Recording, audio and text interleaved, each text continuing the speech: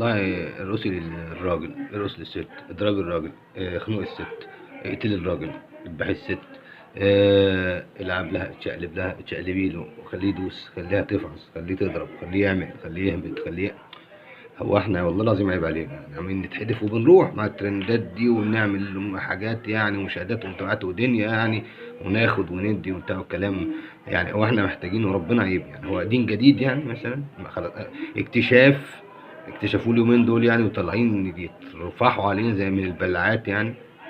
مش فاهم يعني هو يعني يا جماعة الموضوع خلصان والله العظيم وبسيط جدا ومنتهي. احنا مش من آخر الزمن هيجي حد يعلم الست المصرية أو الست العربية أو الستات عندنا عموما يعني ازاي تتعامل مع أزواجها أو الأزواج ازاي يتعاملوا مع ستاتهم. الموضوع أبسط مما تتخيلوا يعني. المودة والرحمة، الخلاصة المودة والرحمة، الخلاصة المودة والرحمة. وإيه إن كرهتم فعسى أن تكرهوا شيئا وخير لكم. ماشي إن وسرحونا بمعروف لو ما فيش عشرة.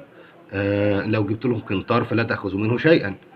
لو جبت لهم حاجة. آه كل واحد عارف في ديننا عندنا اللي له ايه واللي عليه ايه، والست اللي لها ايه واللي عليها ايه تجاه جوزها وتجاه بيتها وتجاه اولادها. مبادئنا واضحة ومعروفة ومن آلاف السنين، ما هياش من يوم او اتنين يعني. بس تمشي عليها كل حاجة تبقى كويسة. استعينوا القضاء على قضاء حوائجكم بالكتمان. آه آه آه، امور كتير جدا بتحدد العلاقة بين الراجل وبين الست، وايه اللي المفروض يتعمل وايه اللي المفروض يكون. كل الهري اللي هطلع ده اليومين دول حاجه والله اقسم بالله يعني مش عارف والله العظيم. اعملي له كذا ان بقول لك ايه والنبي الراجل اسير، اعملي له مش عارف ايه، سوي لها كذا واعمل لها كذا وهي هتبقى مش عارف ايه الهبد ده. ايه ده يا جماعه؟ خلصانه بايتين وحديث، مش خلصانه بالشياكه ولا بحذاقه ولا بفتاقه. خلصانه بايتين وحديث. عندنا منهج كامل كامل. لو كرهتها فاستحمل معلش كمان، مش بقول لك لو كنت سيبها. فعسى ان تكرهوا شيئا وايه وهو خير لكم. طب لو حبيتها موده ورحمه. طب ايه اللي بيربط بينكم؟ رباط مقدس. طب لو عملت معاها كذا وحطيت لها لقمه في بقها ربنا بيديك اجر. طب علاقتك مع زوجك حتى فيها اجر، علاقتك مع زوجك فيها اجر. طب لو عملتي معاه كذا فيها اجر. انتوا عاملين تاخدوا حسنات طول النهار يعني. طب في حاله الانفصال خلاص وسرحونا بمعروف، واضحه ومعروفه لو مفيش عشره. طب جبت لهم قنطار، جبت لهم اللي جبتوه ما تاخدوش منه شيء. طب عايز تعدد وتعمل وبتاع، لا سيبيه تتجوز وسيبيه يتجوز، سيبيه يبص وسيبيه بس، لا يعني دي قله ادب وقله دين يعني. او سيبها تعمل او سيبها تساوي او الكلام ده كله، لا لا لا لا, لا مفيش الكلام ده خالص. لا يا حبيبي ماشي عايز تعدد تعالى يا حبيبي روح عدد، بس عدد. القرآن هيقول لك ايه؟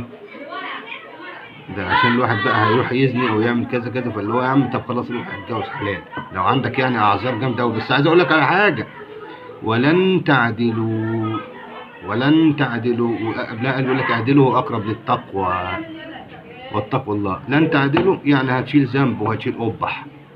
يبقى يا حبيبي خليك في وحدتك. انك لن دي يعني النافيه يعني المستحيل هتعدل، يبقى هتشيل قبح. طيب انت بالنسبه لك ترضيه ربنا يرضى عنك؟ الله طب ما ترضيه، ده سهل جدا وبسيط خالص وبتاع، خلي ربنا يرضى عنك سابع الافاء حسنات.